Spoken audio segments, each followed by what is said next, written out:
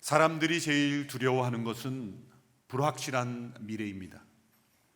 도스토예프스키라는 러시아 문학가는 한때 정치범으로 수감되어 사형장에서 죽음 직전에 이르게 된 경험이 있습니다.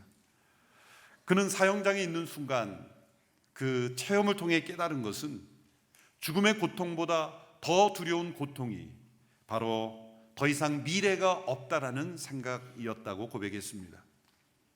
사람들은 불확실성을 나쁜 것으로 여기며 또한 악한 것으로까지 여깁니다. 그 이유는 우리 모두가 모든 것을 계산적으로 평가하기 때문입니다. 사람들은 자신이 목표로 한 것을 이루지 못하면 실패한 인생이라고 단정합니다. 그러나 그것이 성공인지 실패인지에 대한 평가는 우리가 할 수 있는 것이 아닙니다. 우리의 인생은 우리 자신 혹은 세상이 정한 기준에 따라서 수학적으로 계산할 수 없는 인생이기 때문입니다. 올바른 평가는 오직 하나님만이 하실 수 있습니다. 영적인 삶, 믿음의 삶은 언제나 그 미래가 불확실합니다. 아브라함이 약속을 받아 갈대아 우르를 떠나 가나안 땅으로 갔을 때 갈 바를 알지 못하고 떠났다고 했습니다. 미래가 불확실했다는 것이죠. 예수님께서는 성령으로 난 사람을 가리켜 말할 때 바람의 소리는 듣되 바람이 어디서 와서 어디로 가는지 알지 못하는 것과 같다고 말씀했습니다. 성령의 역사하심은 우리가 예상할 수 없고 또 계산할 수 없는 불확실한 미래를 향하여 들어가는 여정이라는 뜻입니다. 따라서 믿음의 적은 무엇입니까?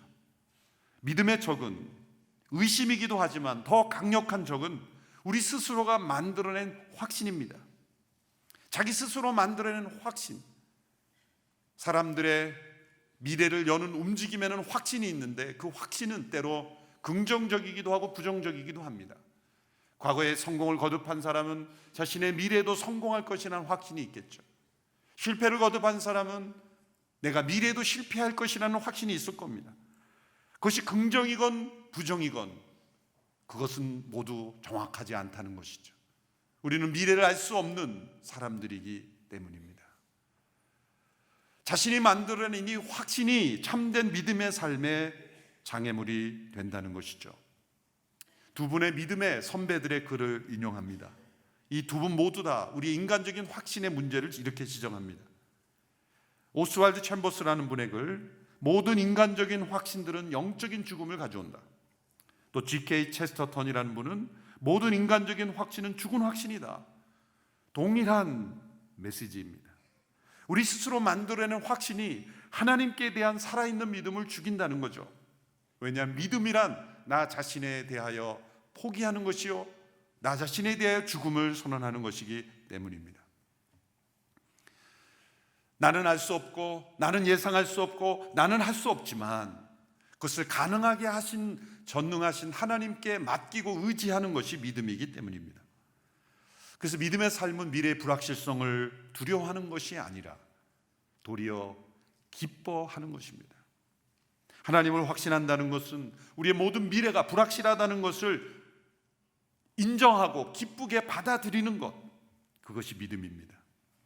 우리는 오늘 하루 동안에도 무슨 일이 일어날지 알지 못합니다. 오늘 저녁에도 내일 아침에도 어떠한 일이 일어날지 알지 못합니다. 우리가 알지 못하는 이 미래에 대하여 어떤 사람은 한숨을 쉬며 두려워하며 맞이합니다.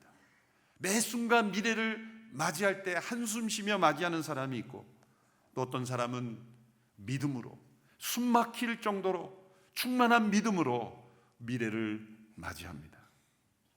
내일을 어떠한 태도로 맞이하겠습니까? 한숨을 쉬며 맞이합니까?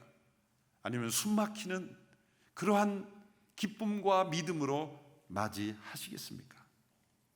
하나님의 말씀 속에 우리가 하나님을 올바로 신뢰할 때 미래의 불확실성은 두려움이 아니라 믿음으로 맞이할 수 있습니다. 믿음으로 미래를 여는 첫 번째 태도는 과거에 연연해 하지 않는 것입니다. 불신의 삶은 과거의 실패이든 성공이든 자신 과거의 기억에 머무르지 않는 것입니다. 우리의 과거란 기억으로 남아 있습니다. 이 기억에는 많은 죄가 있고 상처가 있고 또 자기 자신에 대한 잘못된 확신이 있습니다. 아주 어린 아이도 과거가 있습니다. 3살짜리 아이에도 과거가 있습니다. 어머니 모태로부터의 삶으로부터 3년 동안의 짧은 인생이라고 생각하지만 그 짧은 여정에서 아까 유아셀에 간증할 때 성도님이 간증한 처럼 모태로부터의 기억이 그 자녀에게 벌써 형성이 되어 있지 않습니까? 3년 동안의 어떠한 양육과 돌봄과 교육이 임했는가에 따라 그 자녀에게 이루어지는 미래가 영향을 미치지 않습니까? 10세, 20세, 30세 우리의 인생을 살아갈 때 우리에게 다가오는 새로운 미래를 열지 못하는 것은 역시 과거입니다. 과거에 끊지 못한 죄, 과거에 우리의 삶에 들어왔던 습관들, 우리의 미래를 가로막는 것은 미래가 두렵기 때문이 아니에요. 미래가 힘들기 때문이 아니라 과거에 끊어야 될 죄와 습관을 끊지 못했기 때문이에요. 과거에 씻어야 될 상처가 씻어지지 않아서입니다. 그리고 그 과거의 기억에 머물러 있는 나의 고집입니다. 때로 성공한 사람은 내가 이 방식대로, 이 경험대로 하면 또 성공할 것이라는 잘못된 확신이 있고, 과거의 실패를 거듭한 사람은 그 실패에 대한 두려움 때문에 내가 무슨 일을 하든지 나는 실패할 것이라는 두려움의 확신이 또한 있는 것입니다. 이 모든 것이 다 과거입니다. 과거에 연연해 하지 말라, 단지 기억하지 말라는 것이 아니라 그 기억을 하나님 안에서 다시 정리하라. 버려야 될 것을 버리고 붙잡아야 될 것을 붙잡으라는 것이죠. 오늘 18절의 말씀을 보십시오. 지나간 일들을 기억하지 말라, 과거에 연연하지 말라. 로마 시대에 전쟁에 나가서 승리하고 돌아온 개선 장군의 행렬 뒤에서는 제일 뒤에 한 노예가 큰 소리로 외치는 함성이 있었습니다. 그것은 메멘토 모리라고 하는 단어입니다. 라틴어로 죽음을 기억하라 라는 뜻입니다. 왜 전쟁에서 승리하고 돌아오는 개선 장군의 행렬 제일 뒤에서 이 단어를 외치게 했을까요? 그것은 앞서 승리에 도취되어 있는 개선 장군에게 경고하는 것입니다. 오늘은 당신이 개선 장군으로 승승장구할지 모르지만 너도 언젠가는 죽을 수 있다. 그리고 죽는다. 그러니 겸손하라. 우쭐대지 마라. 이런 메시지를 듣도록 하는 것, 로마인의 지혜였습니다. 우리는 늘 스스로에게 메멘토 모리를 외쳐야 합니다. 왜냐하면 하나님께서 우리를 사랑하시는 것은 우리가 성공했기 때문이 아닙니다. 또한 실패했기 때문에 우리를 버리시지도 않습니다. 하나님은 과거에 성공한 사람에게만 미래를 주시는 것이 아니요, 실패한 사람에게는 그 미래를 허락하지 않는 것도 아닙니다. 하나님은 동일하게 미래를 선물하시는 하나님이십니다. 그러므로 과거를 끊을 수 있어야 합니다. 무엇보다 과거의 죄를 끊어야 하며, 과거의 상처를 씻어야 하며, 그리고 과거의 성공에 안주하지 말아야 하며, 과거의 실패에 두려워 사로잡히지 말아야 합니다. 내 기억과 내 경험과 습관으로 미래를 열려고 해서는 안 됩니다. 자신을 부인하고 그리스도 안에서 새 생명으로 미래를 향해야 합니다. 둘째, 믿음으로 미래를 여는 태도는 하나님께서 새 일을 행하실 것을 믿는 것입니다. 하나님 한 분만 확실한 분입니다. 하나님 외에 다른 신이 없음을 기억해야 합니다. 우리는 그분의 백성이요, 그분이 우리의 창조자임을 기억해야 합니다. 이사야 44장 21절, 46장 9절의 말씀을 연이어 함께 읽겠습니다. 시작. 야곱아 이스라엘아, 이것들을 기억하여라. 너는 내 종이다. 내가 너를 만들었다. 그렇다, 너는 내 종이다. 이스라엘아, 내가 너를 잊지 않겠다. 예전의 일, 오래전에 있었던 일을 기억하라. 나는 하나님이니 나밖에 다른 신이 없다. 나는 하나님이니 나 같은 이가 없다. 이 두 구절에서 강조하는 것은 과거의 우리의 죄와 습관과 경험을 의지하지 않고 미래를 여는 우리의 기억 속에 창조주 하나님에 대한 기억이 가득해야 된다는 것입니다.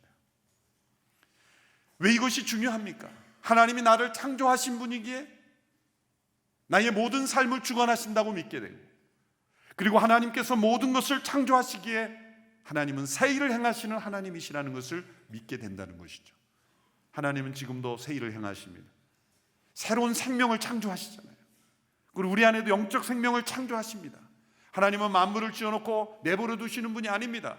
우리가 마음대로 내 의지로 살아가는 것 같지만 하나님은 우리의 삶을 다스리고 계십니다.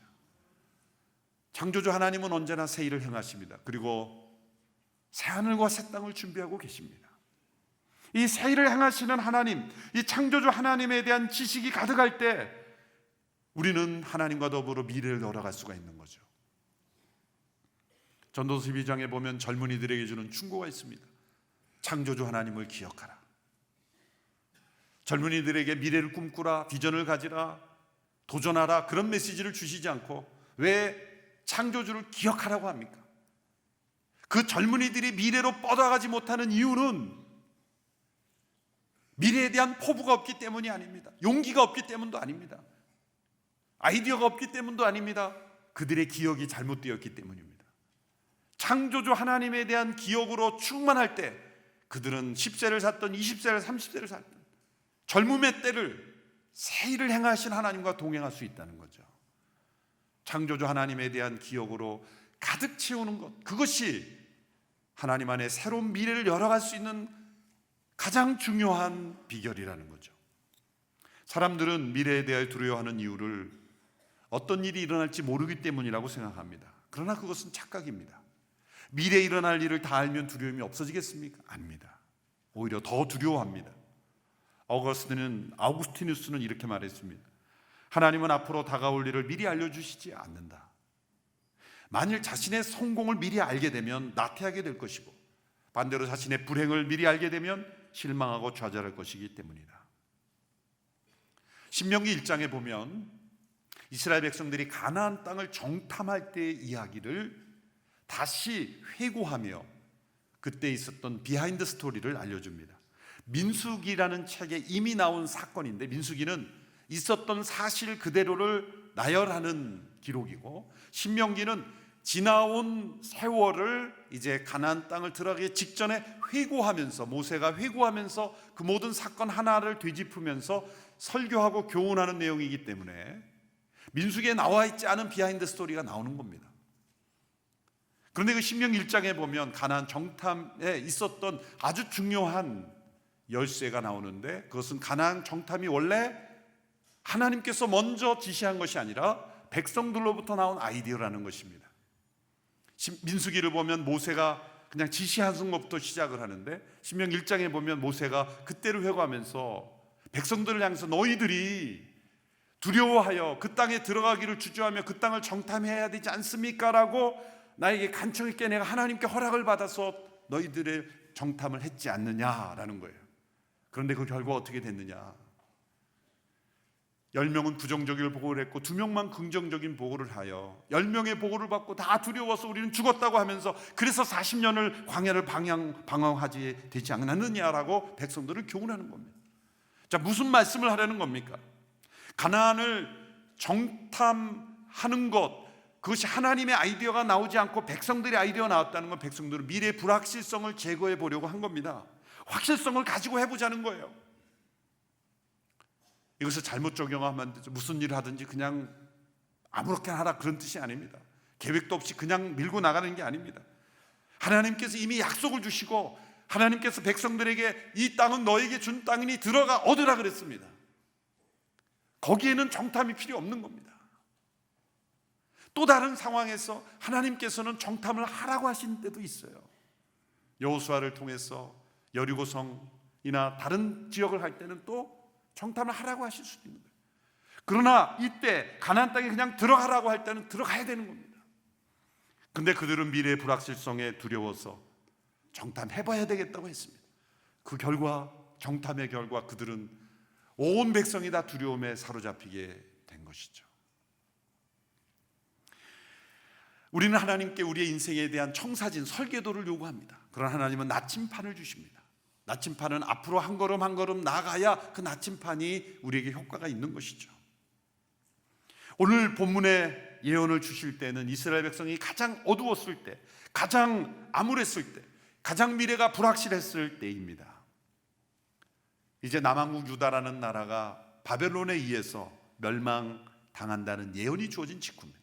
이거는 경제가 어렵고 뭐 도덕이 무너지고 이 정도가 아닙니다. 나라 전체가 멸망할 위기에 처해 있을 그때에 하나님께서 이사야를 통해 주신 약속의 말씀을 보십시오. 19절과 20절의 말씀입니다. 같이 읽습니다. 시작. 보라, 내가 새 일을 하고 있다. 이제 막 솟아나고 있는데 너희는 느끼지 못하느냐? 내가 광야에 길을 내고 사막에 강을 만들고 있다. 들짐승과 자칼과 부엉이가 나를 공경할 것이다. 내가 광야에 물을 대고 사막에 강을 만들어서 내가 택한 백성들이 마시게 할 것이기 때문이다. 나는 새 일을 행하고 있다. 하나님은 말씀하시죠. 미래가 가장 불확실하고 불안하고 염려스러운 그뿐만이 아니라 절망스러운 그때 나는 새 일을 행하고 있다. 하나님 말씀하시는 거예요. 그럼 무엇을 믿어야 됩니까? 상황을 보면 절망이지만 하나님은 지금 새 일이라고 말씀하셨어요. 무엇을 믿어야 된다는 거예요? 우리는 상황을 믿는 게 아니라 하나님을 믿는 거죠. 하나님께서 주시고자 하는 미래는 결코 저주가 아니라 멸망이 아니라 구원이요 축복이기 때문이죠. 광야를 걷게 하신 것은 광야에 길을 내시는 하나님을 체험케 하기 위하여, 사막을 걷게 하신 것은 사막에서 강물을 내게 하시는 하나님을 체험케 하시기 위함입니다. 혹 지난 한 해 동안 광야를 걷는 것 같은, 사막을 걷는 것 같은 고통 속에 계신 성도들이 있습니까? 하나님께서 새 일을 행하시기 위하여 광야를 걷게 하시고 사막을 걷게 하셨습니다. 새 일을 행하시는 하나님을 바라보십시오. 광야에 길이 나고 사막에 강이 흐를 것입니다. 하나님이 살아계시고 전능하신 분이라는 것을 체험하게 하실 줄로 믿습니다. 믿음으로 미래를 여는 세 번째 태도는 신실하신 하나님을 찬양하며 미래를 맞이하는 것입니다. 오늘 본문 21절 말씀을 같이 읽습니다. 시작. 이 백성은 나를 찬양하게 하려고 내가 손수 만든 사람들이다. 우리의 계산의 기준은 언제나 목표를 달성했느냐 못했느냐, 성공했느냐 실패했느냐입니다. 그러나 하나님의 계산의 기준은 우리의 이 불확실한 미래, 우리를 두렵게 하고 불안하게 하는 미래를 찬양하며 맞이하느냐 맞이하지 않느냐입니다. 이게 정답을 하나님이 알려주신 겁니다. 우리가 어떤 삶에 처하든지 우리가 하나님을 찬양하는 백성이 되는 것이 우리를 창조하신 목적이기 때문에 우리가 불확실한 미래를 대할 때 가장 하나님께서 우리에게 기대하시는 것은 하나님을 찬송하며 미래를 맞이하는 겁니다. 나의 갈 길 다가도록 예수 인도하시니, 나의 앞길을 알기 때문에 그렇게 찬송하는 것이 아니라 나의 미래가 불확실하기 때문에, 그렇기 때문에 살아계신 하나님과 동행할 수 있고 날마다 새 일을 행하시는 하나님을 찬양할 수 있게 하나님을 찬송할 수가 있는 것이죠. 복음서에서 예수님이 찬송하셨다는 언급이 딱 한 번 나옵니다. 그때는 기적을 일으킨 직후가 아닙니다. 그때는 십자가를 향하여 걸어가실 때였습니다. 감람산에 오르시며 제자들과 함께 찬송을 부르셨어요. 이스라엘 백성들은 도저히 찬송을 부를 수 없는 상황이었습니다. 그러나 내가 새 일을 행하리니, 나는 너를 창조하는 하나님이니, 내가 새 일을 행할 것이니, 광야에 길을 낼 것이니, 사막에 강을 낼 것이니 나의 찬송이 되어라. 믿음의 찬송은 불확실한 미래를 여는 가장 중요한 열쇠입니다. 사랑하는 성도 여러분의 미래가 불분명할지라도, 앞이 보이지 않을지라도, 너무나 불안하고 너무나 어두울지라도 하나님, 저의 삶이 하나님께 찬송이 되길 원합니다.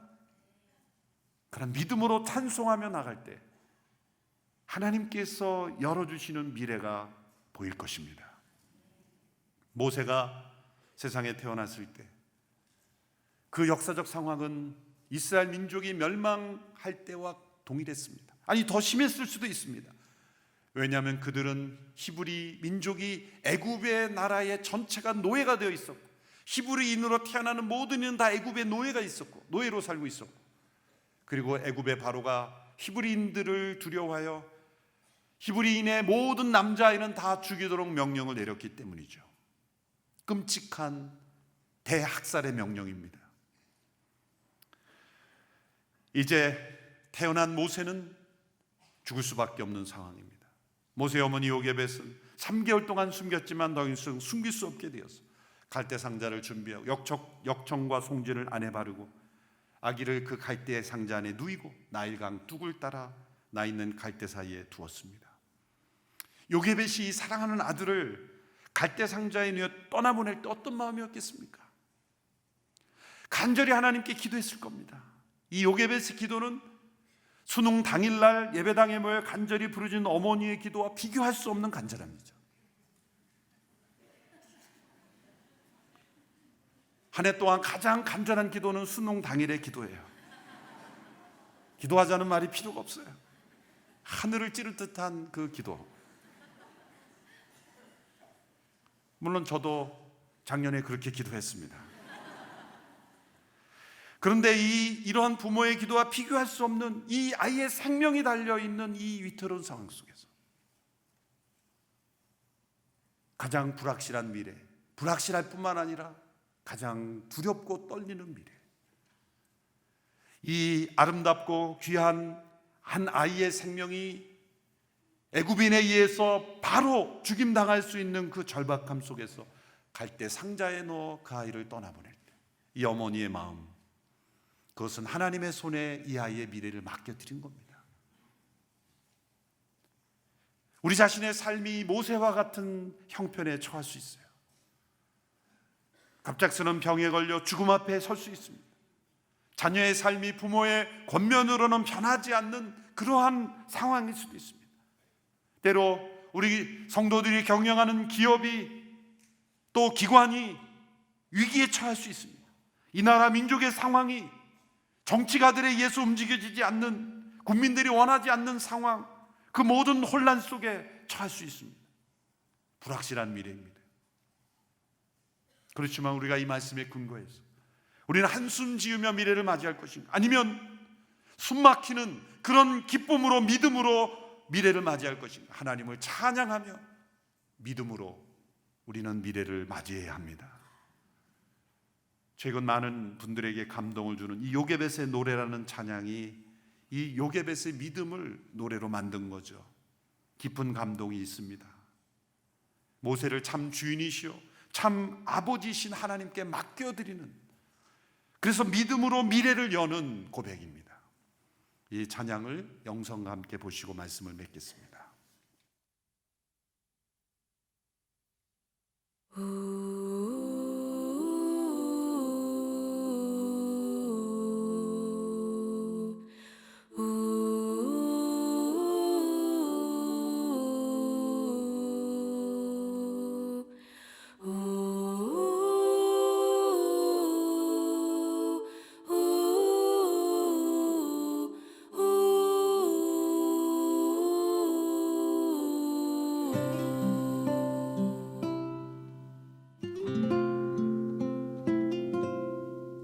작은 갈대 상자 물이 새지 않도록 역청과 나무진을 칠하네.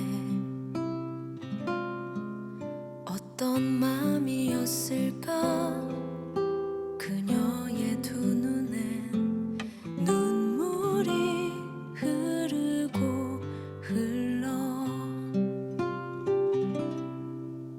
동그란 눈으로 엄마를 보고 있는 아이와 입을 맞추고 상자를 덮고 가까이에 띄우며 간절히 기도했겠지.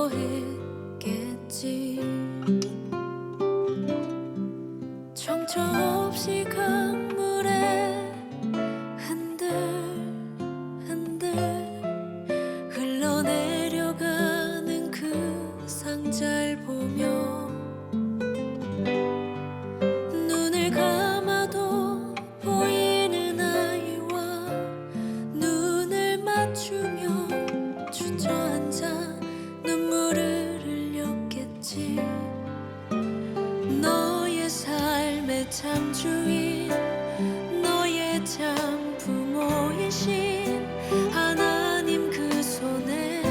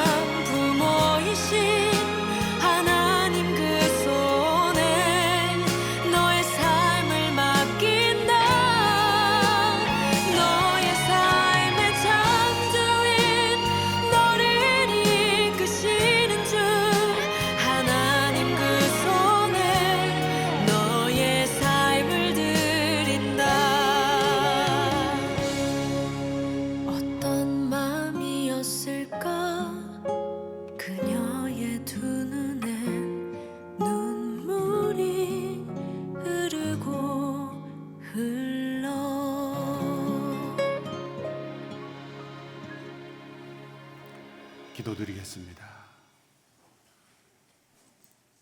한 치 앞도 알 수 없고